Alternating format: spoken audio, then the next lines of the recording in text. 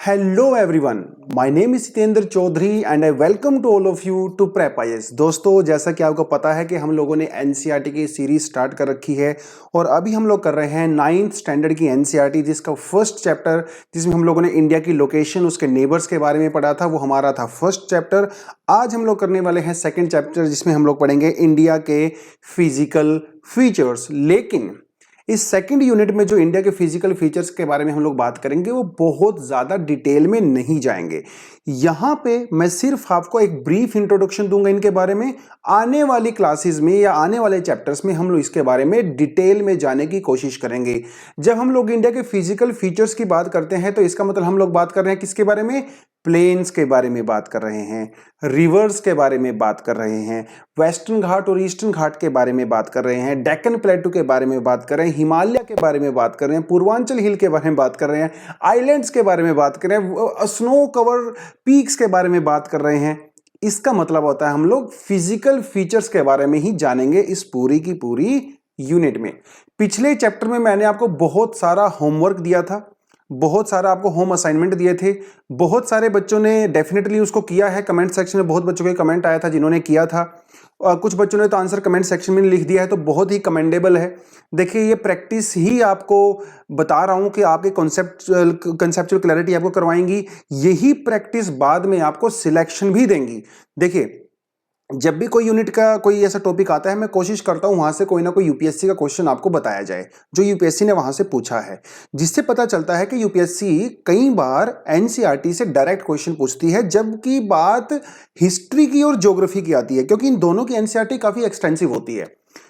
लेकिन आने वाले चैप्टर्स में जैसे जैसे हम लोग आगे बढ़ेंगे, मैं और ज्यादा क्वेश्चंस यहां पे इन्वॉल्व करने की कोशिश करूंगा। आज के इस चैप्टर से ध्यान रखो, आज के इस चैप्टर से यूपीएससी ऑलरेडी 2 क्वेश्चन पूछ चुका है, और वो भी सिर्फ एक ही साल में, यानी कि 2021 के प्रीलिम्स में इस चैप्टर से 2 क्वेश्चंस पूछे गए हैं। चैप्टर छोटा है, डिटेल्ड नहीं है, आने वाली क्लासेस में करेंगे, लेकिन 2 क्वेश्चन, क्योंकि आपको पता है कि यूपीएससी आपसे कंसेप्चुअल बेस्ड और मैप बेस्ड क्वेश्चन पूछता है, इसलिए मैंने आपको होम असाइनमेंट दिया था। आलस नहीं करना है बिल्कुल भी। आलस स्टूडेंट का सबसे बड़ा और पहला दुश्मन होता है। जो मर्जी हो जाए दुनिया में इधर से उधर, लेकिन जो होम असाइनमेंट को ठाना है उसको करिए। छोटे छोटे टारगेट लीजिए और उनको अचीव करिए दोस्तों, क्योंकि छोटे छोटे जब आप टारगेट लेते हो ना, उसको अचीव करते हो, तो एक सेंस ऑफ प्राइड आता है, एक छोटी सी खुशी मिलती है आपको, और वो जो प्राइड आपको आता है ना, वो और बड़े काम करने के लिए आपको इंस्पायर करता है। तो छोटे छोटे टारगेट लो ताकि जो अचीवेबल हो। अगर आपने सोचा कि आज सेकंड चैप्टर पढ़ोगे, तब सेकंड चैप्टर पढ़ो। कई बच्चे होते हैं ना, वो सोचते हैं कि बस एक ही दिन में ना 8 घंटे 10 घंटे 15 घंटे पढ़ाई करूंगा और पूरी एनसीईआरटी खत्म कर दूंगा। वो नहीं होता है, क्योंकि आपको दूसरे काम भी करने होते हैं ना। इसलिए छोटे छोटे टारगेट लो। इसीलिए हम यहाँ पे सिर्फ एक एक यूनिट आपको करवा रहे हैं। अगर आप एक एक यूनिट भी कर लेते हो over a period of time, आपकी पूरी एनसीईआरटी डिटेल्स में कवर हो जाती हैं, ठीक है। लेकिन आगे बढ़ने से पहले, जैसी अनाउंसमेंट मैं हर बार करता हूं, आज भी कर देता हूं, कि हम लोग अपनी एक्सप्लेनेशन का लेवल वहीं तक लिमिटेड रखते हैं जहां तक एनसीईआरटी में बताया गया है। ज्यादा एक्सप्लेन मैं आपको नहीं करता हूं, क्योंकि फिर आने वाली क्लासेस की जो एनसीईआरटी होंगी ना, उसका रेलेवेंस खत्म हो जाएगा, है ना। इसीलिए स्टार्ट करें। Physical features of India. Fortunately India इतना जबरदस्त कंट्री है। यहां इंडिया एक्चुअली एक कंट्री है ही नहीं। इंडिया के अंदर अगर आप ईस्ट टू वेस्ट और नॉर्थ टू साउथ अगर घूमोगे ना, आपको एहसास होगा कि आप कम से कम 50 से ज्यादा कंट्री में घूम चुके हो। अगर आप सिर्फ फिजिकल फीचर्स की बात करोगे, और अगर आप कल्चरल फीचर्स की बात करोगे, फिर तो भैया इंडिया जो है वो 500 कंट्री पार है ना। ऐसा बोलते हैं ना इंडिया में कि कदम कोस कोस पे बदले पानी, 4 कोस पे बदले वाणी। मतलब हर 2 कोस के ऊपर आपको नया पानी का टेस्ट मिलता है, हर 4 कोस के बाद आपको नई भाषा सुनने को मिलती है, और भाषा हमारे कल्चर के साथ डायरेक्टली लिंक्ड होती है। भाषा मतलब कल्चर, और जब भाषाएं बदलती हैं आपका कल्चर भी बदलता है। कितना ज्यादा फर्क है इंडिया में cultural diversity, linguistic diversity, religious diversity, है ना। फिजिकल डाइवर्सिटी भैया पूछो ही मत, क्योंकि इंडिया एक कंट्री तो है लेकिन अभी नेशन बनने की प्रोग्रेस में है ना। इंडिया एक कंट्री है जिसके अंदर बहुत सारे नेशंस रहते हैं। Are you getting this point? क्योंकि इंडिया का जो कॉन्सेप्ट आया है ना, वो इमोशनल कॉन्सेप्ट कम है, वो पॉलिटिकल कॉन्सेप्ट ज्यादा है।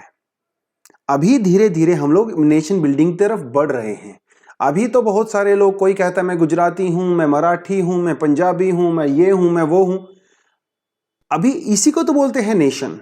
तो ये बहुत सारे नेशन अभी इंडिया में घुसे हुए हैं, जिनको धीरे धीरे हम लोगों ने एक एज अ वन नेशन बनाना है, ताकि सबके अंदर एक जैसी फीलिंग आए, ब्रदरहुड वाली फीलिंग आए, नेशनहुड वाली फीलिंग आए, है ना।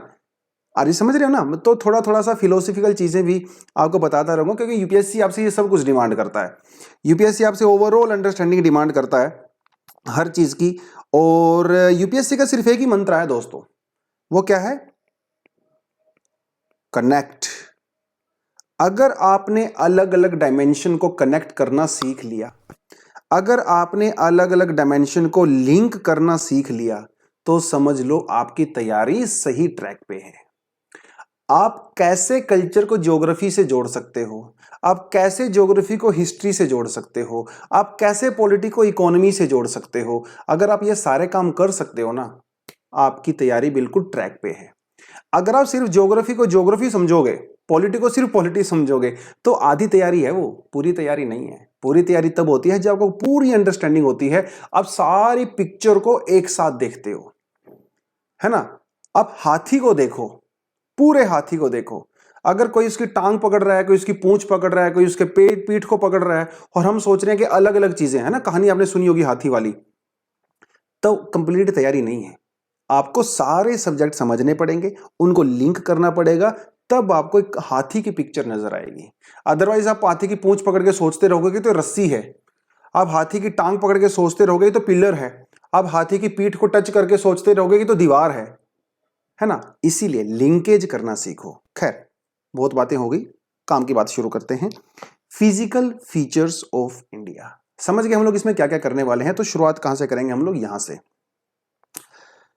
कहता है कि इंडिया के अंदर बहुत सारी डाइवर्सिटी है, डिफरेंट तरह के लैंडफॉर्म्स पाए जाते हैं, अलग तरह के प्लेन्स हैं, बहुत दूर दूर तक प्लेन्स हैं, कहीं पे हिली रीजन्स हैं, कहीं पे बहुत रगिड टेरेन है, मतलब उबड़ खाबड़ रगिड टेरेन है, राइट।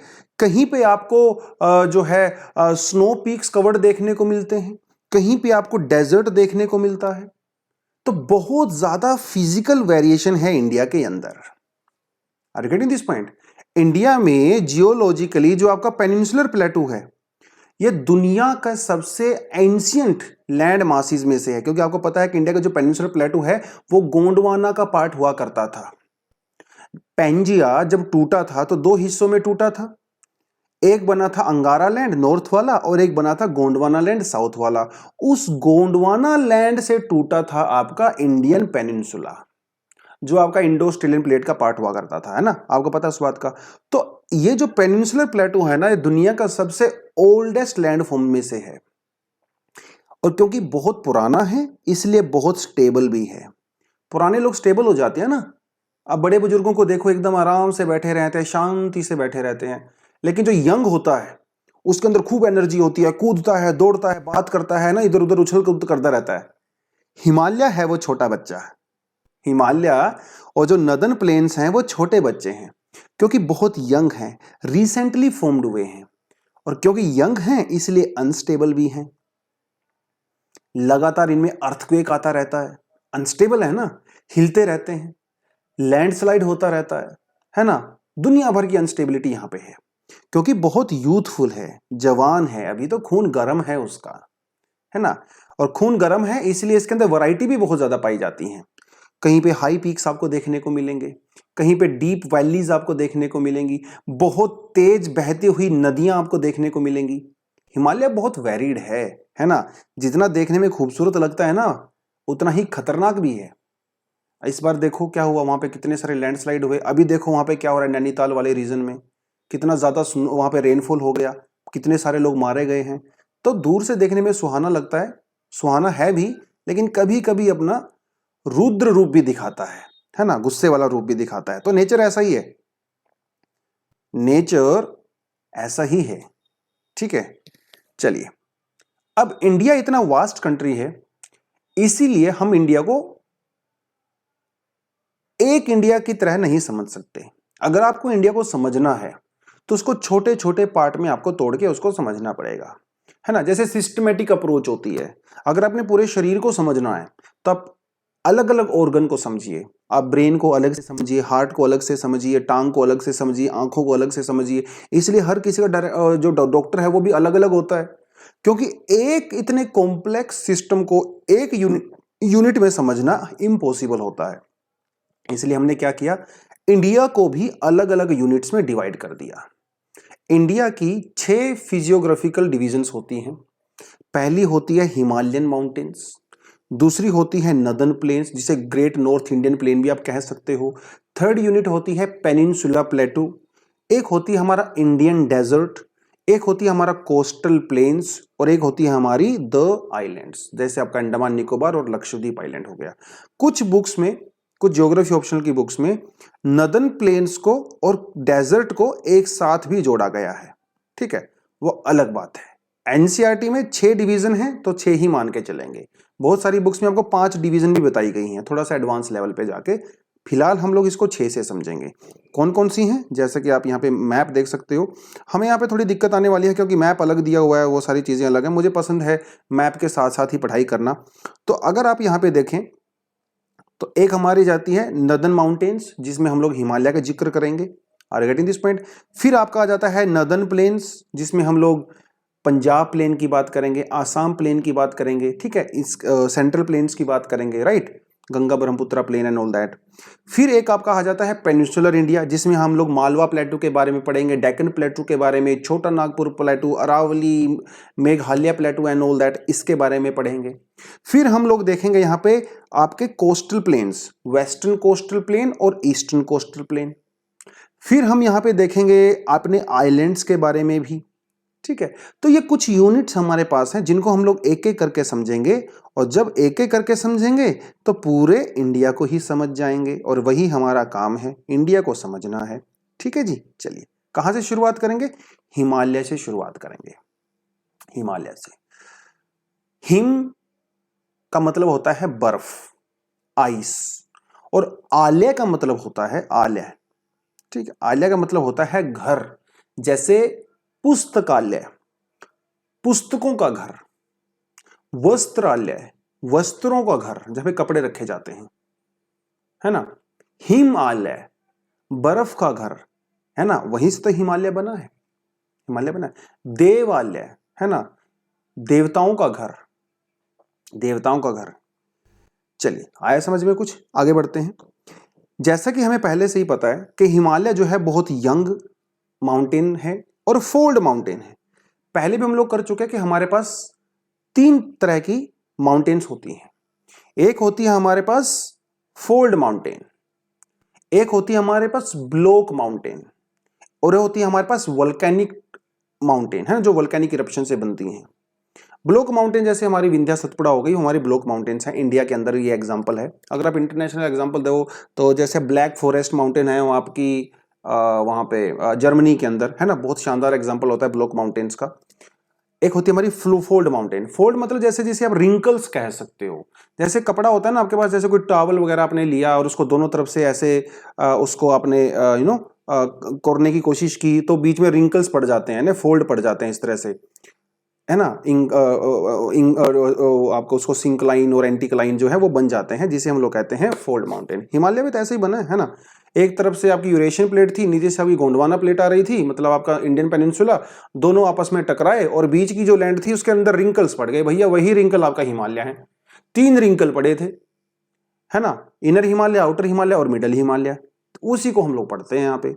अगर कॉन्सेप्ट देखा जाए तो बहुत सिंपल है, हाँ, लेकिन इसका स्केल बड़ा है, बहुत बड़ा स्केल है, बहुत बहुत बड़ा स्केल है ना। खैर, ये एग्जाम में आपसे क्वेश्चन पूछे जाए, एक एक लाइन यहां पे इंपॉर्टेंट है, एक एक वर्ड यहां पे इंपॉर्टेंट है। हिमालय की जो दोस्तों डायरेक्शन है ना, वो वेस्ट टू ईस्ट मानी जाती है। अगर एग्जाम में वो एग्जाम में हल्का सा आपको ट्वीक करेगा, वो बोलेगा ईस्ट टू वेस्ट, नहीं नहीं नहीं, हिमालय की डायरेक्शन होती है वेस्ट टू ईस्ट।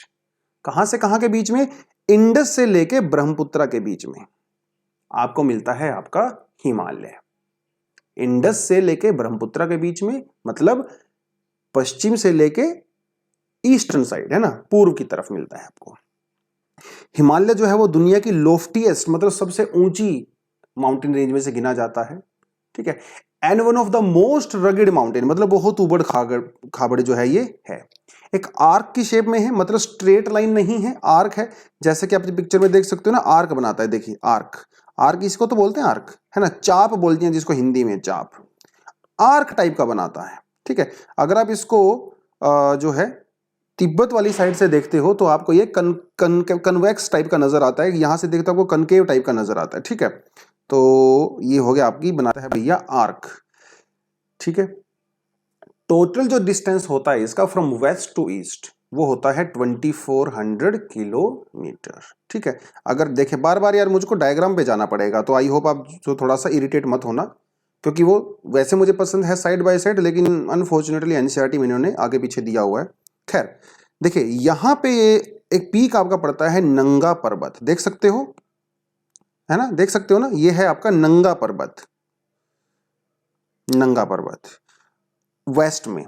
और यहां पे आपका पड़ता है ये नामचा बरवा, दिख रहे हो आप, अरुणाचल प्रदेश के बिल्कुल ऊपर की तरफ पड़ता है नामचा बरवा। आपका JNK में पड़ता है नंगा पर्वत। हिमालय जो है वो नंगा पर्वत से शुरू होता है, नामचा बरवा तक जाता है, 2400 किलोमीटर। Getting this point? नंगा पर्वत से ऊपर जब कराकोरम दिख रहा है, लद्दाख दिख रहा है, जास्कर दिख रहा है, वो हिमालय का पार्ट नहीं है। Getting this point? वो ट्रांस हिमालय का पार्ट है। तो हम बात कर रहे हैं माउंटेन रेंज बिटवीन नंगा पर्वत एंड द नामचा बरवा। याद रहेगा आपको, यही छोटी छोटी चीजें आपको एग्जाम में पूछ से जाती हैं। अब बात करें, अगर इसकी विड्थ की बात करें तो वो यूनिफॉर्म नहीं है। वेस्ट की तरफ हिमालय काफी ज्यादा वाइड है, 400 किलोमीटर वाइड है, और जैसे जैसे आप अरुणाचल की तरफ जाओगे तो सिर्फ 150 किलोमीटर ही वाइड है। इसका ऑल्टीट्यूड भी चेंज होता है। ईस्टर्न साइड में हिमालय ज्यादा ऊंचा है वेस्टर्न के कंपैरिजन में, ठीक है। ईस्टर्न साइड में ज्यादा लोफ्टी है as compare to the western side. एक एक चीज इंपॉर्टेंट है, याद रखना। हिमालय के 3 पैरेलल रेंज हैं, इसको तो आपको बताने की जरूरत ही नहीं है। जो सबसे नॉर्थ मोस्ट साइड होती है उसको कहते हैं ग्रेट हिमालय या फिर इनर हिमालय, इसे हिमाद्री भी कहते हैं। 3 नाम है इसके, ग्रेट हिमालय, ग्रेटर हिमालय भी कह सकते, ग्रेट हिमालय, इनर हिमालय और हिमाद्री। भैया बहुत ऊंचा है, बहुत ज्यादा ऊंचा है, मतलब आप इमेजिन भी नहीं कर सकते इतना ऊंचा है। इसकी एवरेज हाइट ही 6000 मीटर है, सोच के देखो। कम से कम 14 पीक हैं आपका हिमाद्री के अंदर जो 8000 मीटर से ऊपर हैं। आप इमेजिन कर लीजिए, मतलब 8 किलोमीटर चढ़ते रहिए, आप चढ़ाई करते रहिए जहां तक हो सके, इतना ऊंचा है ये, बहुत ज्यादा ऊंचा है, ठीक है। कुछ पीक्स यहां पे दिए हुए हैं। माउंट एवरेस्ट नेपाल में है। वैसे यहां पे इसकी हाइट कितनी दी हुई है? 8848 मीटर। अभी इसकी हाइट चेंज हो गई है। कितनी चेंज हुई है? नहीं नहीं, मैं नहीं बताऊंगा। करंट अफेयर में इतना ज्यादा पढ़ लियो, न्यूज़पेपर एनालिसिस आपको करवाते हैं, फटाफट इसकी हाइट बता दो मुझे कमेंट सेक्शन में कि कितनी है नेपाल की। फिर आपका आ जाता है कंचनजुंगा, 8598 मीटर। आपको पता है कि कंचनजुंगा इंडिया का हाईएस्ट पीक है इन हिमालय। अब यहां पे भी बच्चे कंफ्यूज होते हैं। कुछ बच्चे कहेंगे सर K2 इंडिया का हाईएस्ट पीक है। Without any doubt K2 India का ओवरऑल हाईएस्ट पीक है, लेकिन K2 हिमालय में नहीं है ना, K2 तो ट्रांस हिमालय में है। अगर आप हिमालय की बात करोगे तो कंचनजुंगा हाईएस्ट पीक है। याद रखना इसको, overall K2 is the highest peak, but in Himalaya Kanchenjunga is the highest peak. Kanchenjunga जो है एक वर्ल्ड हेरिटेज साइट भी है, ये भी आपको पता होगा। कोई खास बात नहीं है ना, वर्ल्ड हेरिटेज साइट ही तो है सर। नहीं नहीं, इसमें भी एक खास बात है। कंचनजुंगा इंडिया की एकमात्र one and only mixed heritage site है, मिक्स्ड हेरिटेज साइट। ठीक है, ये इसके बारे में खास बात है। और एक खास बात और बताऊं कि 2015 के प्रीलिम्स में ये क्वेश्चन ऑलरेडी पूछा जा चुका है, ऑलरेडी। इसीलिए तैयारी करते रहो, मौज करते रहो, क्वेश्चन यहीं से आने वाला है। मकालू, धौलागिरी, नंगा पर्वत देखे बता ही दिया आपको, अन्नपूर्णा, नंदा देवी, कामेत, नामचा, बरवा, गुरला, मंदाटा, और भी बहुत सारे पीक हैं भैया यहाँ पे।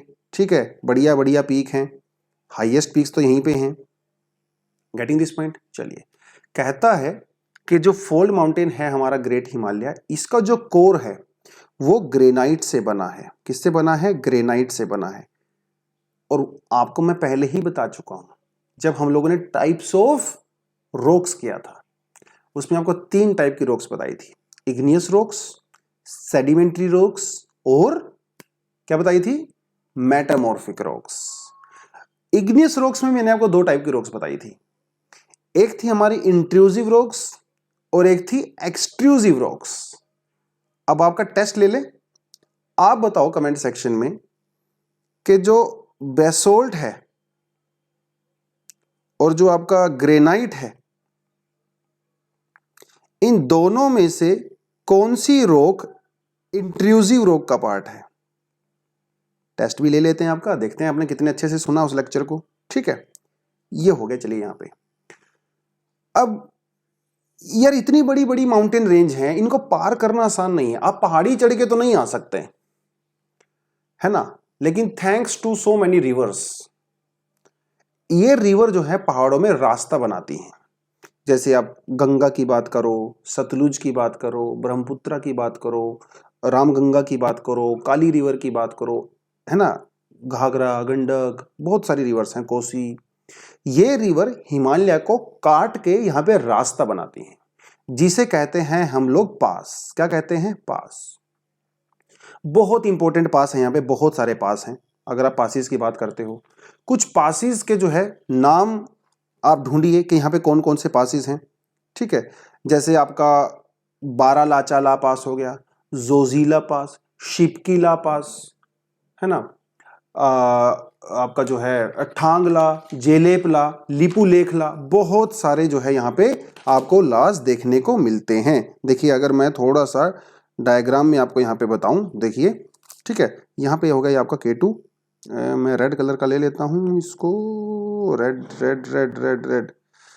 चलिए जी, ठीक है, ये हो गया आपका यहाँ पे K2, यहाँ पे हो गया आपका नामचा बरवा, ये हो गया आपका यहाँ पे माउंट एवरेस्ट। ठीक है, माउंट एवरेस्ट।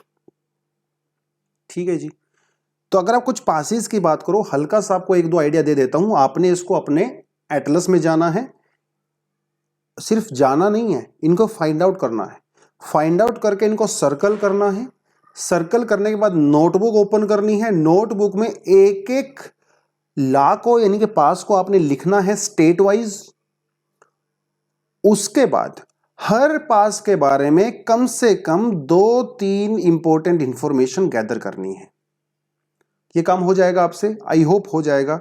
और करना है, हो जाएगा नहीं। जब भैया ओखली में मुंह दिया तो मूसलों से क्या डरना, कहावत है ना।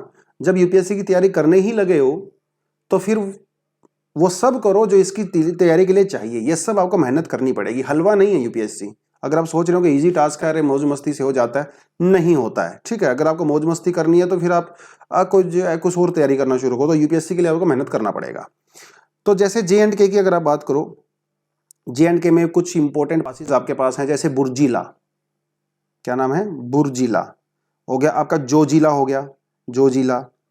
ठीक है, उसके बाद अगर आप हिमाचल प्रदेश की बात करो, हिमाचल प्रदेश में बहुत इंपॉर्टेंट पास है बारालाचाला। इसके बारे में पढ़ना है आपने, गूगल करो इसको। ठीक है, बारालाचाला। आपका हो गया शिपकीला, शिपकीला। ठीक है, शिपकीला बहुत इंपॉर्टेंट है क्योंकि आपकी जो सतलुज रिवर है ना, वो इंडिया में शिपकीला से ही एंट्री करती है। उसके बाद हो गया आपका उत्तराखंड के अंदर, जैसे आपका ठांगला। ठीक है, हो गया आपका नीतीला, लिपुलेखला, आपका हो गया, है ना, इस तरह के का कुछ आपको देखने को मिलते हैं। जो आपका लिपू लेखला है ये काफी इंपॉर्टेंट है क्योंकि ये इंडिया, नेपाल और चाइना के ट्राई जंक्शन पे पड़ता है, इसलिए इंपॉर्टेंट है।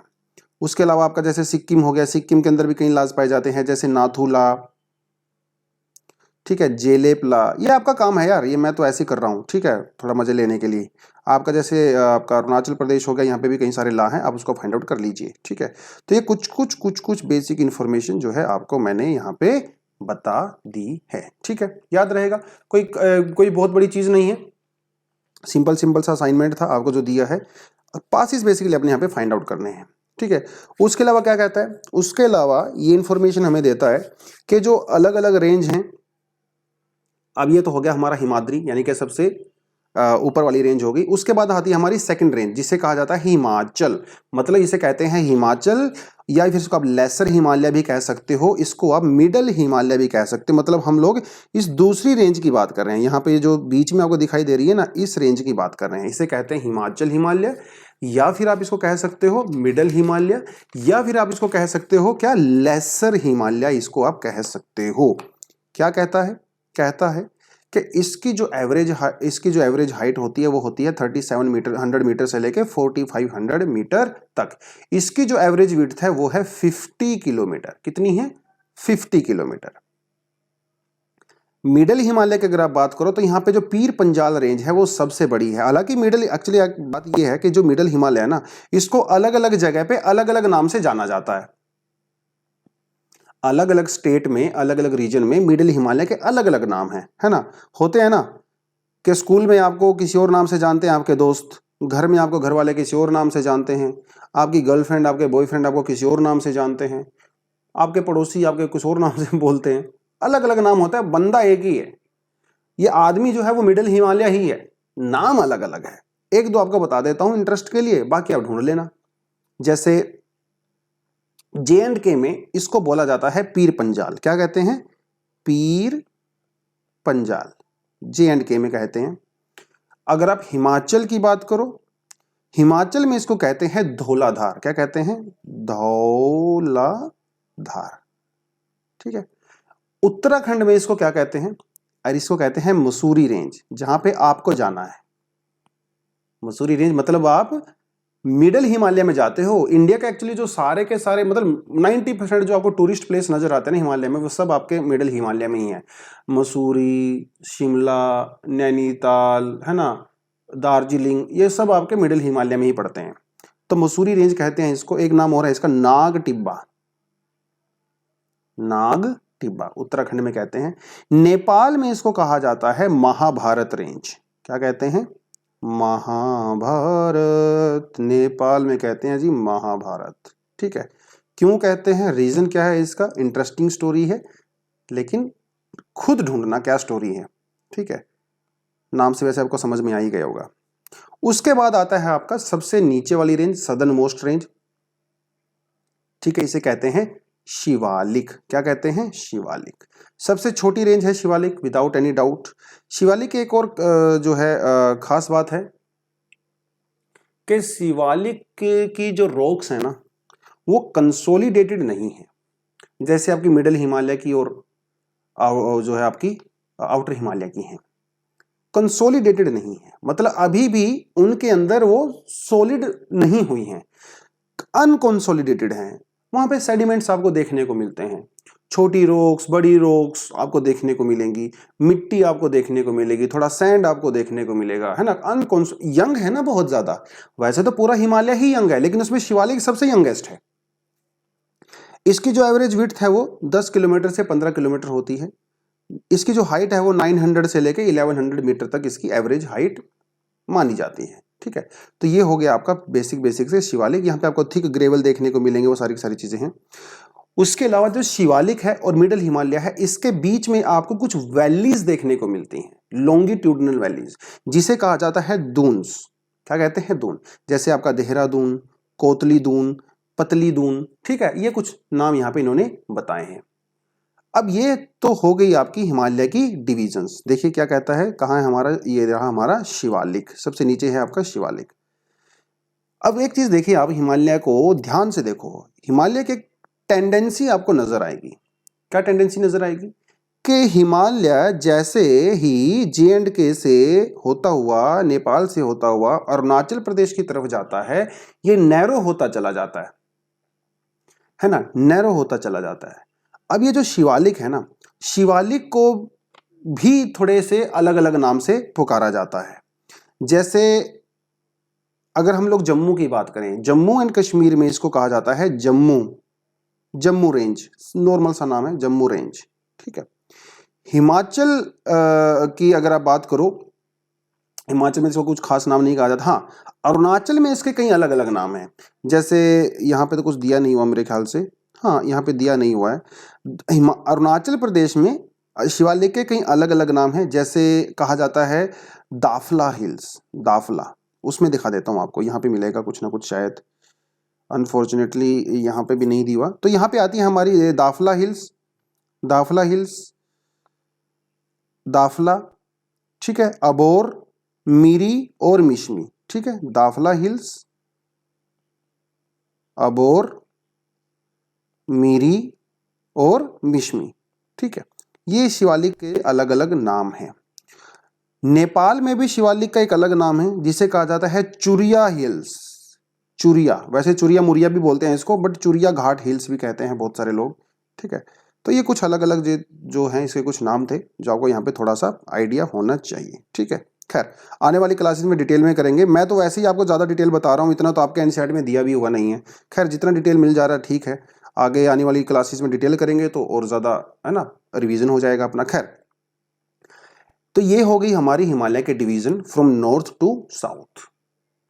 इस देखिए क्या कह रहा है, बिसाइड्स द लॉन्गिट्यूडनल डिवीजन, हालांकि यहाँ पे ये रोंग दिया हुआ है, ये हिमालय की लॉन्गिट्यूडनल डिवीजन थोड़ी है, ये तो हिमालय की लैटिट्यूडनल डिवीजन है। लॉन्गिट्यूडनल डिवीजन होता है west to east, west to east. तो ये डिवीजन तो आपने कर लिया। अभी हम लोग करते हैं इसकी west to east division, west to east division. देखिए, हिमालय को हम लोग जब वेस्ट टू ईस्ट डिवाइड करेंगे तो रिवर्स के हिसाब से डिवाइड करेंगे कि कहां पे कौन सी रिवर जो है वो फ्लो करती है। देखिए, अगर मैं छोटा सा डायग्राम आपको बनाने लगूं तो यहां पे आ जाती है आपकी इंडस रिवर, ठीक है, और यहां पे आपकी आ जाती है कौन सी रिवर, ब्रह्मपुत्रा रिवर। इसके बीच में आपको पड़ता है क्या, हिमालय। तो एक तो हो गई आपकी इंडस रिवर, ठीक है। इसके बीच में कई रिवर, जैसे यहां पे आपको पड़ते हैं तीस्ता रिवर, तीस्ता रिवर, ठीक है। फिर एक आपकी पड़ती है काली रिवर, कौन सी, काली रिवर, ये होगी आपकी तीस्ता रिवर। और फिर एक होगी आपकी यहां पे सतलुज रिवर, कौन सी होगी, सतलुज। अब इन रिवर्स के हिसाब से हम लोग हिमालय को डिवाइड करते हैं, ठीक है। तो एक हो गई ही इंडस, फिर हो गई सतलुज, फिर हो गई काली, और फिर हो गई तीस्ता, और यहां पे हो गई आपकी ये ब्रह्मपुत्रा। तो सतलुज और इंडस के बीच में जो हिमालय है इसे कहते हैं पंजाब हिमालय। क्या कहते हैं, पंजाब हिमालय। याद रहेगा सबको, छोटी छोटी सी चीजें आप लिख लो। पंजाब हिमालय नाम है इसका। 560 किलोमीटर इसकी विड्थ है, ठीक है। कितनी है, 560 किलोमीटर, ठीक है। देखिए, सब चीजें आपको यहां पे बता रखी हैं। पहला आपका आता है पंजाब हिमालय, जो इंडस और सतलुज के बीच में पड़ता है, पंजाब हिमालय। दूसरा आपका पड़ता है सतलुज के बीच में और काली के बीच में, ठीक है। इधर आपका सतलुज आ गया और इधर आपका ये काली आ गया, थोड़ा सा वो थोड़ा ज्यादा हो गया यहाँ पे, ठीक है, कोई बात नहीं, इसको आप जो है थोड़ा यहाँ कर लीजिए। तो सतलुज और काली के बीच में जो हिमालय होता है उसको कहते हैं कुमाऊं हिमालय, कुमाऊं हिमालय। कुमाऊं हिमालय की जो विड्थ होती है एक्चुअली वो होती है 320 किलोमीटर। काली के बीच में और तीस्ता के बीच में जो होता है वो होता है आपका नेपाल हिमालय, नेपाल हिमालय सबसे बड़ा होता है, ये 800 किलोमीटर इसकी विड्थ होती है। फिर आपका आता है कौन सा हिमालय, असम हिमालय, ठीक है। Between Teesta and the Brahmaputra इसकी जो विड्थ होती है भैया वो होती है 750 किलोमीटर, ठीक है। थोड़ी थोड़ी सी इन्फॉर्मेशन है। आने वाली क्लासेस में इसके बारे में हम लोग और ज़्यादा डिटेल में डेफिनेटली जाएंगे। यहाँ पे कौन कौन से पासिस किस में पाए जाते हैं, कौन सी रिवर कहाँ पे फ्लो करती हैं, biosphere reserve and all that, वो हम लोग आने वाली क्लासेस में करेंगे। लेकिन यहाँ के हिसाब से आपको इतनी इन्फॉर्मेशन काफ़ी है। तो जितनी इन्फॉर्मेशन आपको दी है मैंने वो सब यहाँ पे मेंशन इन्होंने कर दी है। ठीक है, ब्रह्मपुत्र रिवर वाला भी इन्होंने बता दिया, Assam Himalaya and all that. चलिए, लेकिन कहानी यहाँ पे ख़त्म नहीं होती है। अगर आप हिमालय को देखो तो यहाँ पे क्या आ गया आपका, ये नामचा बरवा, राइट। कहाँ गया हमारा नामचा बरवा, अरे कहाँ मिलोगे भैया थोड़ा ऊपर जाके देखते हैं। हाँ ये रहा, देखो चलो। तो ये हो गया हमारा नामचा बरवा, ये हो गया हमारा नंगा पर्वत। तो क्या हिमालय नंगा पर्वत और नामचा बीच के बीच में खत्म हो गया? नहीं, ऐसा नहीं है। नामचा बरवा से इंटरेस्टिंगली हिमालय साउथवर्ड टर्न लेता है, साउथ की तरफ लेता है, और इसको कहा जाता है पूर्वांचल हिल्स। क्या कहते हैं? पूर्वांचल हिल्स। जहां पे आ गया आपका Patkai Bum, Naga hills, Mizo hills, Manipur hills, ठीक है, इनको कहा जाता है पूर्वांचल हिल्स। याद रहेगा सबको, पूर्वांचल हिल्स। चलिए आगे बढ़ते हैं। बस वही इसने बता रखा है, बाकी तो कुछ नया इन्फॉर्मेशन है, थोड़ी थोड़ी इन्फॉर्मेशन इसने दे रखी है। मैं तो फिर भी थोड़ा एंजॉय कर रहा हूँ, आपका एक्स्ट्रा इन्फॉर्मेशन यहाँ पे प्रोवाइड करवा रहा हूँ, जितनी जरूरत आपको है नहीं इस एनसीईआरटी के हिसाब से। खैर, हिमालय हम यहीं पे खत्म करते हैं। वैसे तो बहुत बड़ा है, बहुत समय लगेगा, बट ठीक है एनसीईआरटी के हिसाब से। आगे बढ़ते हैं नदन प्लेन्स की तरफ। देखिए, जब हिमालय बना ना, उसी समय आपका नदन प्लेन भी बन रहा था, क्योंकि हिमालय से जो रिवर्स आ रही थी वो बहुत सारा सेडिमेंट लेके वहां पे डिपॉजिट कर रही थी, और फाइनली आपका नदन इंडियन प्लेन बना, जिसे आप ग्रेट नॉर्थ इंडियन प्लेन भी कह सकते हो। ठीक है, तो आपकी जो इंडस रिवर है, गंगा, ब्रह्मपुत्र और इनकी जो ट्रिब्यूटरीज हैं वो सभी इसको बनाती हैं, क्योंकि बहुत सारा सेडिमेंट मतलब एलुवियल सॉइल उन्होंने वहां पे जमा कर दी है आफ्टर मिलियंस ऑफ ईयर्स। जो नॉर्थ नदन प्लेन की जो आपका एरिया है टोटल, वो है 7 लाख स्क्वायर किलोमीटर। ठीक है, इसकी जो लेंथ है वो है 2400 किलोमीटर, जितनी आपकी हिमालय की है, और इसकी जो विड्थ है वो होती है 240 से लेके 320 किलोमीटर ब्रॉड, इतना ये ब्रॉड है। और क्योंकि ये बहुत ज़्यादा अलुवियल सॉइल है यहाँ पे, इसीलिए बहुत ज़्यादा एग्रीकल्चरली ये प्रोडक्टिव भी है, बहुत ज़्यादा फर्टाइल है। ठीक है, क्योंकि बहुत सारी रिवर्स क्या करती हैं, बहुत सारा न्यूट्रिएंट्स और सोइल, सिल्ट, क्ले यहाँ पे डिपॉजिट करती हैं, जिसकी वजह से ये यहाँ पे बहुत ज़्यादा फर्टाइल है। और ये जो रिवर्स होती हैं, क्योंकि ये प्लेन में फ्लो करती हैं, इसलिए काफ़ी स्लो हो जाती हैं, और स्लो होने की वजह से अपना जो सेडिमेंट है उसको डिपॉजिट कर देती हैं। इसलिए कहीं कहीं जगह पे आपको रिवर आइलैंड भी देखने को मिलते हैं, जैसे मजोली है। मजोली एक बहुत फेमस रिवर आइलैंड है, दुनिया का सबसे बड़ा रिवर आइलैंड है, और ये भी वर्ल्ड हेरिटेज साइट है। ठीक है, वर्ल्ड हेरिटेज साइट है ये भी। और मजोली आइलैंड के बारे में कुछ चीज़ें पढ़नी है, आपको गूगल करिए, मजा आएगा आपको पढ़ने में। खैर, तो अगर आप प्लेन की बात करें तो इतने में ही खत्म नहीं होता है। ठीक है, अगर आप इंडस की बात करो, इंडस, तो इंडस रिवर जो है, जो जैसे हम लोग अगर हम लोग बात करें पंजाब प्लेन की बात करें, ठीक है, पंजाब प्लेन एक्चुअली जैसे हम लोगों ने हिमालय को वेस्ट टू ईस्ट डिवाइड किया था, इसी तरह से हम लोग प्लेन्स को भी वेस्ट टू ईस्ट डिवाइड कर सकते हैं 3 सेक्शन में। पहला होता है आपका वेस्टर्न सेक्शन, ठीक है, वेस्टर्न सेक्शन, जिसे आप लोग पंजाब प्लेन भी कहते हो। तो इंडस और उसकी ट्रिब्यूटरी होती हैं वो बनाती हैं पंजाब प्लेन। याद रखो, इंडस और उसकी ट्रिब्यूटरी, इंडस की कितनी ट्रिब्यूटरी हैं? 5, सतलुज, ब्यास, रावी, चेनाब और झेलम, इसलिए तो उसको पंजाब कहा जाता है। पंज का मतलब होता है 5 और आब का मतलब होता है रिवर, ठीक है, इसीलिए उसको पंजाब कहा जाता है। आया कुछ समझ में? ठीक है, चलिए, कौन कौन से ट्रिब्यूटरी है, वही झेलम, चेनाब, रेवी इसने बताया है। इन रिवर्स के बीच में जो जगह होती है उसको कहा जाता है दोआब। देखिए, रुको, यहां पे आपको मैं कुछ दिखाना चाहता हूं। ये देखो, मैजिक मैजिक नजर आ रहा है आपको? ये छोटी सी पिक्चर, यहां पे कुछ नहीं है इस पिक्चर में, ध्यान से भी देखो इसको 2 सेकंड के लिए। इंडस है और उसकी ट्रिब्यूटरीज हैं, और यहां से मैं वो क्यों दिखा रहा हूं, क्योंकि यहां से इस बार यूपीएससी में क्वेश्चन आया है। क्वेश्चन क्या है आपके सामने? With reference to the Indus river system of the following 4 rivers, 3 of them pour into one of them which joins the Indus direct. Among the following, which one is such river that joins the Indus river? अगर आपको हिंदी में अनुवाद चाहिए तो बता देता हूं कि इन 4 रिवर्स में जो ऑप्शन आपको दिए हुए हैं, 3 रिवर्स किसी और रिवर में जाके मिलती हैं, वो रिवर बाद में जाके इंडस में मिलती है। उस रिवर का नाम आपको बताना है। डायग्राम आपके सामने है, आप क्लियरली यहां पे देख सकते हो कि जो आपकी सतलुज रिवर है, जो सबसे साउथ में है सतलुज रिवर, बाकी की जो रिवर हैं रावी, झेलम और चिनाब, वो पहले सतलुज में आके मिलती हैं, उसके बाद सतलुज जाके इंडस में मिलती है। तो सही आंसर क्या हो जाएगा? सतलुज हो जाएगा। कितना सिंपल, साधारण, ऑब्जर्वेशन बेस्ड क्वेश्चन आपका यूपीएससी ने पूछा है। आया मजा करने में? ऐसे ही यूपीएससी में मजा आता करने में। ये जो दो रिवर्स होती है ना, रिवर्स के बीच में जो जगह होती है उसको कहा जाता है दोआब। क्या कहते हैं? दोआब। जैसे मान लो एक रिवर ये फ्लो कर रही है, एक रिवर इधर से फ्लो कर रही है, ये जो बीच वाला एरिया होता है ना दोस्तों, इसको कहते हैं दोआब। अब ये दोआब रिवर जो रीजन है, आपको लग रहा होगा सर ऐसे ही कुछ है, लेकिन ऐसा नहीं है। इस दोआब की एक अलग ही हिस्ट्री है। देखो, रिवर के आसपास जो जगह होती है ना, वो बहुत फर्टाइल होती है ना, उपजाऊ होती है। तो सोच के देखो कि ये जो दोआब एरिया ये कितना फर्टाइल होगा। दोनों रिवर्स यहां पे आके न्यूट्रिएंट्स जमा करती हैं। तो ये जो दोआब एरिया होता है ना, ये दुनिया का सबसे फर्टाइल एरियाज में से होता है। अगर आप हिस्टोरिकली बात करो, लोग पंजाब के लिए क्यों लड़ते थे यार? क्यों लड़ते थे? वो दोआब के लिए लड़ते थे। दोआब के लिए, क्योंकि दोआब होगा, जिसके पास दोआब होगा उसके पास एग्रीकल्चर होगा, उसके पास भोजन होगा, और जिसके पास भोजन होगा, फूड होगा, वो ज्यादा बड़ी आर्मी को सपोर्ट कर सकता है। और जिसके पास जितनी बड़ी आर्मी उतना ही बड़ा किंगडम, और वो उतना ही बड़ा राजा महाराजा।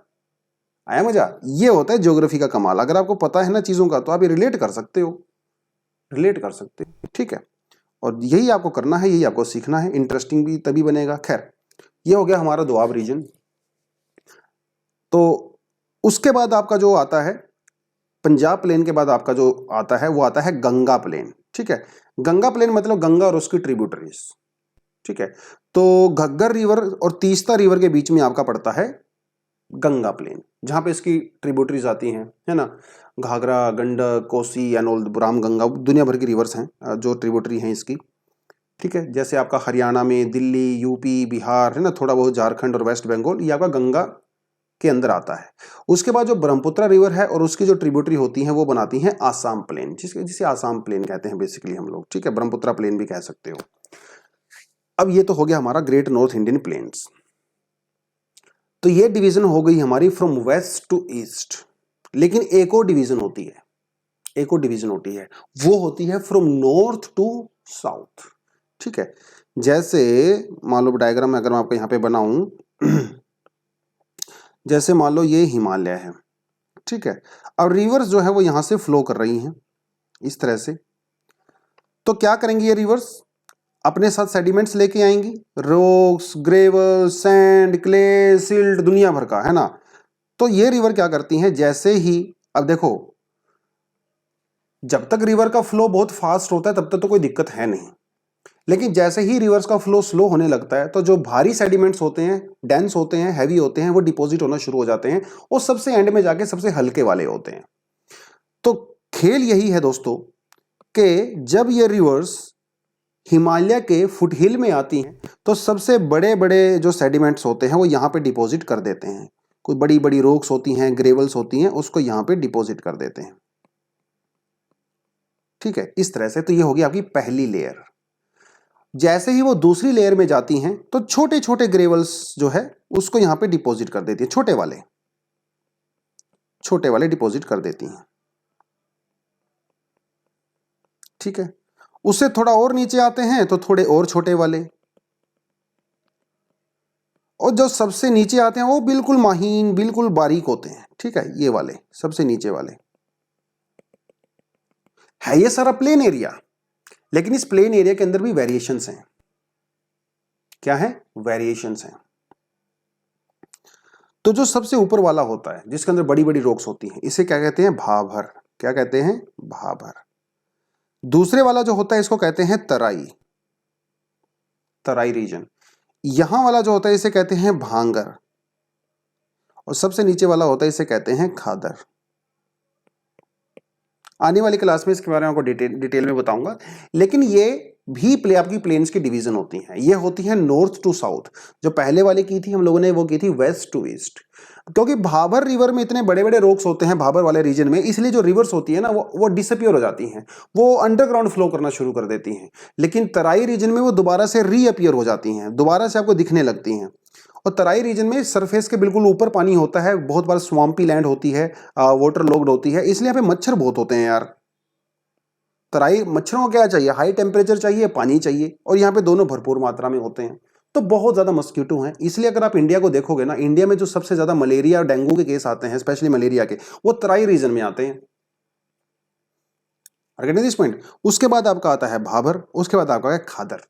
जो भांगर होता है ये खादर के कंपैरिजन में कम फर्टाइल होता है, क्योंकि ये ओल्ड सोइल होती है यहाँ पे। और जो खादर होता है ना, भाई न्यू सोइल होती है, एकदम से नई वाली सोइल होती है। हर दूसरे तीसरे साल जो है रिवर्स यहाँ पे न्यूट्रिएंट्स डिपॉजिट करती हैं, and this is one of the most fertile area of your this खादर।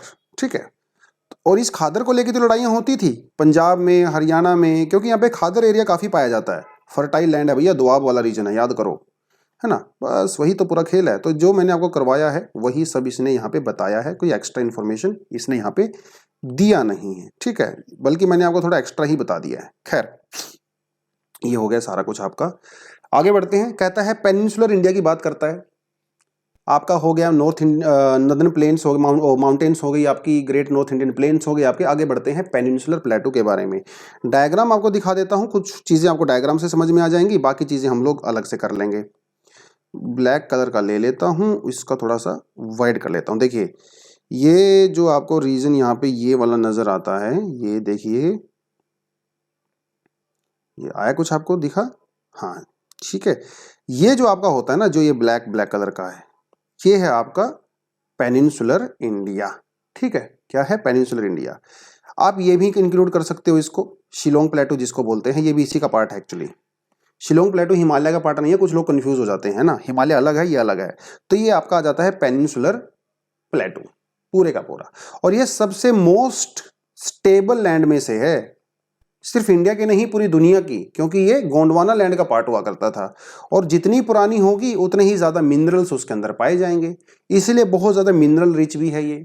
कोल यहाँ पे पाया जाता है, आयरन और यहाँ पे मिलता है, बॉक्साइट मिलता है, मैंगनीज मिलता है, यूरेनियम मिलता है, नाम लो, सब कुछ यहाँ पे मिलता है, क्रूड ऑयल को छोड़ के। क्रूड ऑयल भी है लेकिन काफी कम है। ठीक है, खैर, क्योंकि क्रूड ऑयल आपका सेडिमेंट्री रॉक्स में पाया जाता है, और ये सेडिमेंट्री रॉक्स नहीं है, मोस्टली यहाँ पे मेटामॉर्फिक रॉक्स आपको देखने को मिलती हैं। खैर, इतना समझ में आया, आगे बढ़े।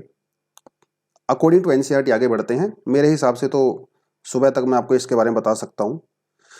ठीक है, एनसीईआरटी क्या कहता है? एनसीईआरटी कहता है, मैं थोड़ा सा ये अपना स्केल चेंज कर लेता हूँ। हाँ जी, तो एनसीईआरटी कहता है कि पेनिनसुलर जो प्लेटू है, देखिए प्लेटू की डेफिनेशन ही होती है कि प्लेटू एक टेबल लैंड होता है। टेबल जैसे आपकी टेबल होती है ना, इस तरह से, तो टेबल क्या होती है, वो अपने आसपास की सराउंडिंग एरिया से थोड़ी सी ऊपर की तरफ होती है ना। तो इसलिए ये टेबल लैंड है। किस चीज से बना है? ओल्ड क्रिस्टलाइन, इग्नियस रॉक्स और मेटामॉर्फिक रॉक से बना है, ज्यादातर इन्हीं से बना है। ठीक है, और क्या कहता है? कहता है कि जो गोंडवाना लैंड मास था उसके टूटने से बना है, इसमें तो कोई डाउट ही नहीं है। ठीक है, और काफी ब्रॉड होता है, शैलो भी होता है, कहीं कहीं जगह पे शैलो वैलीज पाई जाती हैं। शैलो वैली तो अपने आप ही मिलेंगी, क्योंकि बहुत ऊंचा है नहीं, हिमालय ऊंचा है, इसलिए वहां पे डीप वैलीज पाई जाती हैं। पेनिनसुलर इंडिया ऊंचा नहीं है, बहुत लोफ्टी नहीं है, इसलिए नैरो यहाँ पे वैलीज पाई जाती हैं। राउंडेड हिल्स पाई जाती हैं, बहुत नुकीली हिल्स यहाँ पे नहीं है। उसका रीजन क्या है? उसका रीजन ये है कि क्योंकि ये बहुत पुराना है, पुराना ही होने की वजह से इसका इरोजन बहुत ज्यादा हो गया है, और इरोजन होने की वजह से राउंडेड हिल्स मिलती हैं, है ना, पीक्स नहीं मिलते हैं। अब बात यहां पे ये है दोस्तों कि जो पेनिनसुलर प्लेटू है ना, आपको इसको दो हिस्सों में डिवाइड किया जा सकता है। एक को कहते हैं सेंट्रल हाईलैंड, दूसरे को कहते हैं डेक्कन प्लेटू। ठीक है, सेंट्रल हाईलैंड और डेक्कन प्लेटू। अगर मैं आपको डायग्राम दिखाऊं तो आपको यहां पे थोड़ी चीजें समझ में आएंगी। देखिए, ये आपका आ जाता है यहां पे सतपुड़ा रेंज। ठीक है, विंध्य रेंज भी कह सकते हो, बेसिकली नर्मदा रिवर से इसको मेजर करते हैं। इसके ऊपर वाला जो भी रीजन है, ये वाला, ठीक है, इसे कहते हैं सेंट्रल हाईलैंड, और इसको नीचे वाले को कहते हैं डेक्कन प्लेटू। दो हिस्सों में इसको आप लोग डिवाइड कर सकते हो। ठीक है, याद आया सबको? सेंट्रल हाईलैंड और डेक्कन प्लेटू। तो नर्मदा रिवर के जो नॉर्थ में है वो है आपका सेंट्रल हाईलैंड। नर्मदा रिवर के जो साउथ में है वो है आपका डेक्कन प्लेटू। अगर आप इसको डिवाइड करो फर्दर, देखिए इसको भी फर्दर डिवाइड करना ही पड़ेगा, उसके बिना काम नहीं चलेगा। सेंट्रल हाईलैंड को फर्दर डिवाइड किया जा सकता है, जैसे अगर मैं आपको यहीं पे डायग्राम बना के दिखाऊं छोटा सा आपको, इसी के अंदर, उसमें जाने की बजाय मैं इसको थोड़ा सा लाइट कर लेता हूं। हाँ जी, ठीक है। अगर मैं यहीं पे आपको डायग्राम बना के दिखाऊं तो मैं ये कह सकता हूं कि नर्मदा रिवर से हम इसको डिवाइड करेंगे, ठीक है। तो ये जैसे मान लो आपकी नर्मदा रिवर है, नर्मदा रिवर है, देखिए एग्जैक्टली सब कुछ नहीं है लेकिन जितना है उसको आप देख लीजिए।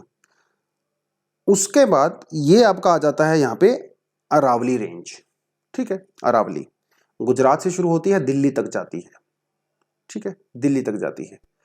अब यहां पे आपको क्या मिलता है, मारवाड़ प्लेटू, ठीक है। यहीं पे आपको मिलता है छोटी सी जगह पे मारवाड़ प्लेटू, ये आपका मारवाड़ प्लेटू है, ठीक है, याद रहेगा सबको। इसके थोड़ा सा आप वेस्ट साइड में जाओगे, यहां पे ये बोलते हैं मालवा प्लेटू। वेस्ट में हो गया मारवाड़, ठीक है, और इधर हो गया आपका मालवा प्लेटू। ये हो गया आपका अरावली, भैया ये हो गया आपका मालवा, ये हो गया आपका सॉरी ये हो गया आपका मालवा, ठीक है, और ये हो गया आपका मेवाड़। याद रहेगा सबको, मेवाड़। आगे बढ़ते हैं, थोड़ा सा मालवा प्लेटू से आप नॉर्थ की तरफ जाओगे, यहां कलर चेंज कर लेता हूं यार, ठीक है। थोड़ा सा ऊपर की तरफ यहां पे आप जाओगे, इसको कहते हैं मध्य भारत प्लेटू। क्या कहते हैं, मध्य भारत। चिंता मत करो, अभी फास्ट करवा रहा हूं, आने वाली क्लास में स्लो करवाऊंगा काफी। मध्य भारत प्लेटू, मध्य भारत प्लेटू से थोड़ा सा आप जो है इस साइड आओगे, यहां पे आओगे, इसे कहते हैं बुंदेलखंड प्लेटू। क्या कहते हैं, बुंदेलखंड, बुंदेलखंड। बुंदेलखंड से थोड़ा सा आप ईस्टर्न साइड में जाओगे, इसको कहते हैं भागेलखंड, ठीक है। तो यहां पे आपको मिलेगा भागेलखंड,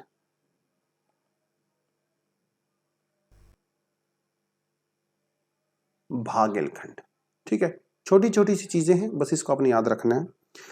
उसके थोड़ा सा और आप इस तरह ईस्ट साइड में जाओगे, यहां पे आपको मिलेगा छोटा नागपुर प्लेटू, छोटा नागपुर प्लेटू, जिसे कहा जाता है mineral heartland of India, mineral heartland of India, ठीक है। तो ये हो गया आपका टोटल सेंट्रल हाईलैंड, ठीक है, याद रहेगा आपको सभी को। चलिए, तो सेंट्रल हाईलैंड हम लोगों ने अभी यहाँ पे थोड़ा थोड़ा सा कर लिया, ज़्यादा डिटेल में मैं गया नहीं हूँ, ठीक है, हल्का फुल्का डिटेल में गया हूँ।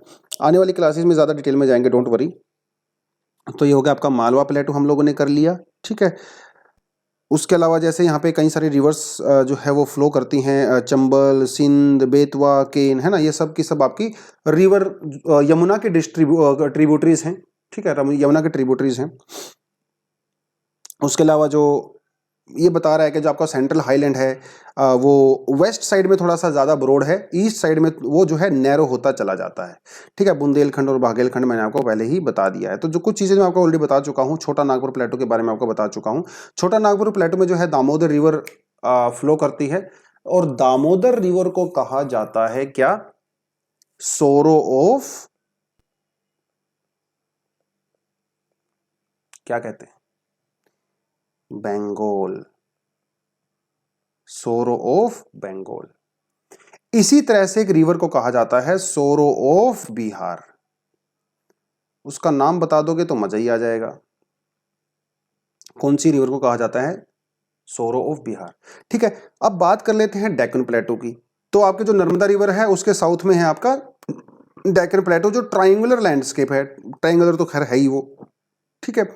यहां पे कौन कौन सी रिवर है, जैसे आपकी सतपुड़ा जो रेंज है, सतपुड़ा जो आपकी रेंज है, उसी की एक्सटेंशन होती है महादेव रेंज और मैकाल रेंज, महादेव, कैमूर और मैकाल, ठीक है। जैसे डायग्राम में तो इसने खैर दिखाया नहीं होगा, मैं वैसे आपको दिखा देता हूं अपने वाले डायग्राम में, ठीक है। देखो, तो ये होगी आपकी सतपुड़ा रेंज, ठीक है। ये हो गई आपकी यहाँ पे महादेव हिल्स, ये होगी आपकी मैकाल रेंज, ठीक है, महादेव हो गई, मैकाल होगी। इधर हो गया आपका ये छोटा नागपुर प्लेटू, ये हो गया आपका यहाँ पे भागेलखंड, यहाँ पे हो गया आपकी कैमूर हिल्स, ठीक है, ये हो गया आपकी नर्मदा रिवर, यहाँ पे आ गया आपका मालवा प्लेटू, ठीक है, बुंदेलखंड हो गया आपका। सारी चीजें आपके सामने हैं, कुछ अलग से तो यहाँ पे है नहीं, ठीक है। खैर, तो भैया ये हो गया आपका, कहाँ चले गए हम लोग, हाँ ये रहा, ट्रायंगुलर शेप का होता है, ठीक है। उसके अलावा छोटी छोटी इंफॉर्मेशन यहाँ पे दे रखी है, उसको ज़्यादा पढ़ने की आपको जरूरत है नहीं। फिर ये कहता है वेस्टर्न घाट के बारे में बात करता है और ईस्टर्न घाट के बारे में बात करता है।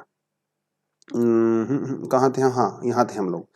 तो डेक्कन प्लेटो आपको इतना समझ में आया। उसके अलावा आपका जो मेघालय में होता है, जो जिसे शिलोंग प्लेटो कहते हैं, शिलोंग प्लेटो हिमालय का पार्ट नहीं है, कई लोग कन्फ्यूज हो जाते हैं। शिलोंग प्लेटो आपका इंडियन पेनिनसुला का पार्ट है, ठीक है। आप इसे मेघालय कह सकते हो, कार्बी आंगलोंग प्लेटो भी इसको कह सकते हो। नॉर्थ कचाहर हिल्स भी आपको यहीं पे पाई जाती हैं। नॉर्थ कचाहर हिल्स बेसिकली वो बांग्लादेश और मेघालय के बॉर्डर पे आपको पाई जाती हैं, ठीक है, वहाँ पे ही है। और वहाँ पे आपको गारो, खासी, जयंतिया हिल्स पाई जाती हैं, ठीक है, जहाँ पे आपका मौसिनरम है और आपका चिरापुंजी है, वो यहीं पे तो है, वेस्टर्न घाट, वहाँ पे तो बारिश होती है मानसून में, ठीक है। तो ये हो गया आपका। उसके अलावा आपका आता है वेस्टर्न घाट और ईस्टर्न घाट, दिखा देता हूँ आपको, देखिए ये हो गया आपका यहाँ पे वेस्टर्न घाट, है ना, वेस्टर्न घाट। इधर ये हो गया आपका ईस्टर्न घाट। वेस्टर्न घाट और ईस्टर्न घाट कहाँ मिलती हैं जाके, यहाँ पे मिलती है नीलगिरी, नीलगिरी। तो ये है भैया आपका वेस्टर्न घाट, ये है आपका ईस्टर्न घाट। एक चीज आपको यहाँ पे नोटिस करने वाली बात है कि जो वेस्टर्न घाट है वो कॉन्टिन्यूस है, लेकिन ईस्टर्न घाट जो है वो कॉन्टिन्यूस नहीं है, क्योंकि ईस्टर्न घाट को बहुत सारी रिवर्स कट करती हैं, जैसे गोदावरी, कृष्णा, कावेरी, है ना, महानदी रिवर्स जिसको कट करती हैं, इसीलिए ये कंटिन्यूस नहीं है, एग्जाम में पूछा जा सकता है। वेस्टर्न घाट की एक खास बात है, वेस्टर्न घाट एक वाटर डिवाइड है, वाटर डिवाइड। और वाटर डिवाइड की ये खास बात होती है कि इसको कोई भी रिवर क्रॉस नहीं कर सकती, जैसे हिमालय को करती है। हिमालय वाटर डिवाइड नहीं है, वेस्टर्न घाट वाटर डिवाइड है। आपका जो विंध्या सतपुड़ा की रेंज है ये भी वाटर डिवाइड है, आपका जो अरावली है वो भी वाटर डिवाइड है। तो इंडिया में बेसिकली 3 वाटर डिवाइड है, अरावली, विंध्या सतपुड़ा और वेस्टर्न घाट, क्योंकि कोई भी रिवर इनको क्रॉस नहीं कर सकती, याद रहेगा सबको। खैर चलिए आगे बढ़ते हैं। आगे कहता है, जो वही छोटी छोटी चीजें आपको बताई हैं, तो आप वेस्टर्न घाट को क्रॉस कैसे करते हो, रिवर तो क्रॉस करती नहीं है। वेस्टर्न घाट को क्रॉस किया जाता है कुछ पासिस के थ्रू, जैसे आपका थाल घाट, भोर घाट, पाल घाट, ये कुछ घाट हैं जिनमें हाईवे बना हुआ है, उन हाईवे से आप इनको क्रॉस कर सकते हो। बता रहा है आपको कि वेस्टर्न घाट जो है वो ईस्टर्न घाट के कंपैरिजन में ज्यादा ऊंचाई होती है इसकी बेसिकली, ठीक है। इनकी जो एवरेज एलिवेशन होती है वो वेस्टर्न घाट की जो एवरेज एलिवेशन है वो है 900 से लेकर 1600 मीटर, ईस्टर्न घाट की जो एलिवेशन है वो है ओनली 600 मीटर। याद रहेगा सबको, इतना ही आपको याद करना है। उसके अलावा क्या कहता है, उसके अलावा कहता है कि जो वेस्टर्न घाट है ये ओरोग्राफिक रेनफॉल करता है। रेनफॉल जो है वो 3 टाइप की होती है, ऑलरेडी मैं आपको बता चुका हूं कि जब विंड्स आती हैं जिनके पास बहुत सारा मॉइस्चर होता है, और वो विंड जब किसी पहाड़ के ऊपर चढ़ती हैं तो रेनफॉल करती हैं, जिसे ओरोग्राफिक रेनफॉल कहा जाता है। और मॉनसून के समय यही तो होता है। मॉनसून के समय जैसे हमारे वेस्टर्न घाट है, यहाँ से जो आपकी अरेबियन ब्रांच आती है वो यहाँ पे ओरोग्राफिक रेनफॉल करती है बहुत ज्यादा। मुंबई की फ्लड तो वैसे ही बदनाम है ना, वो करती हैं। अब कहता है कि वेस्टर्न घाट और ईस्टर्न घाट होते हैं वो नीलगिरी पे जाके मिलते हैं, और इसकी जो हाईएस्ट पीक होता है वो होता है Anaimudi. Anaimudi is the highest peak. Second highest peak होता है आपका डोडा बेटा। देखिए अगर आप ये दिखा रहा होगा तो आप मैं दिखा दूंगा, नहीं दिखा रहा होगा तो आपको ऊपर वाले मैप में दे, हाँ ये रहा, देखिए, ठीक है, ये है आपका अन्नायमुड़ी यहाँ पे, ठीक है। और यहीं पे इसके थोड़ा सा नीचे जाके आपको पड़ता है डोडा बेटा, ठीक है, सेकंड हाईएस्ट पीक है, ठीक है। उसके अलावा जो आपकी महेंद्रगिरी हिल्स है, ये आपका ईस्टर्न घाट की सबसे हाईएस्ट पीक होती है महेंद्रगिरी हिल्स, ठीक है, इसको भी आप देख लीजिएगा। उसके अलावा की जो शेवरो हिल्स और जावड़ी हिल्स हैं ये भी यहीं पे पड़ती हैं, यहाँ पे दिखा नहीं रखा है शेवरो हिल्स और जावड़ी हिल्स, ऊपर वाले में भी नहीं दिखा रखा होगा, आई नो। तो इसलिए आपने क्या करना है, इसको अपने एटलस में फाइंड आउट करना है। जो चीज़ आपको यहाँ पे नहीं मिल रही है आप उसको एटलस में फाइंड आउट करोगे, ठीक है। शेवरो हिल्स और जावड़ी हिल्स यहीं पे आपकी पड़ती है, कार्डेमम हिल्स, ठीक है। खैर, और क्लासेस में जो हम लोग ज़्यादा आगे बढ़ेंगे, 10वीं 10th क्लास की एनसीईआरटी करेंगे और ज़्यादा डिटेल में इसके बारे में हम लोग जाएंगे। और यहीं पे आपको पढ़ते हैं बहुत सारे साउथ इंडिया में एक बहुत जाना पहचाना एक हिल स्टेशन है जिसे कहा जाता है ऊटी। बहुत सारी भूतों की फिल्में जो हैं, हॉरर फिल्में यहाँ पे बनाई जाती हैं, ठीक है, पता नहीं क्यों बनाई जाती हैं, लेकिन अपने आप में बहुत खूबसूरत है। अब ये बात करता है सोइल की, कि पेनिनसुलर प्लेटो में जो है जनरली आपको ब्लैक सोइल देखने को मिलती है, डेक्कन ट्रैप उसको कहा जाता है, ठीक है, डेक्कन ट्रैप। ब्लैक सोइल जो है वो इग्नियस रॉक्स की वेदरिंग से बनी है, और यहाँ पे इग्नियस रॉक कहाँ से आती हैं? जहाँ पे वोल्केनिक इरप्शन होता है। अब आप सोचोगे सर यहाँ पे वोल्केनिक इरप्शन कहाँ से हुआ? यहाँ पे वोल्केनोस तो कोई है नहीं। लेकिन जब इंडिया ट्रेवल कर रहा था, गोंडवाना लैंड का सोचो आप, गोंडवाना लैंड का जब इंडिया पार्ट था उससे टूटा, तो वो नॉर्थ की तरफ ट्रेवल कर रहा था, और वो ट्रेवल करते करते मेडागास्कर के पास पे पहुंचा। मेडागास्कर के पास एक हॉटस्पॉट है जिसे कहा जाता है रीयूनियन हॉटस्पॉट। तो जब इंडियन जो पेनिनसुला है रीयूनियन हॉटस्पॉट के ऊपर था, तो वहां से बहुत सारा वोल्केनिक मसाला निकला और वो यहाँ पे जाके स्प्रेड हो गया, जिसे आज हम लोग डेक्कन ट्रैप के नाम से जानते हैं, जहां पे आपको ब्लैक सोइल पाई जाती है।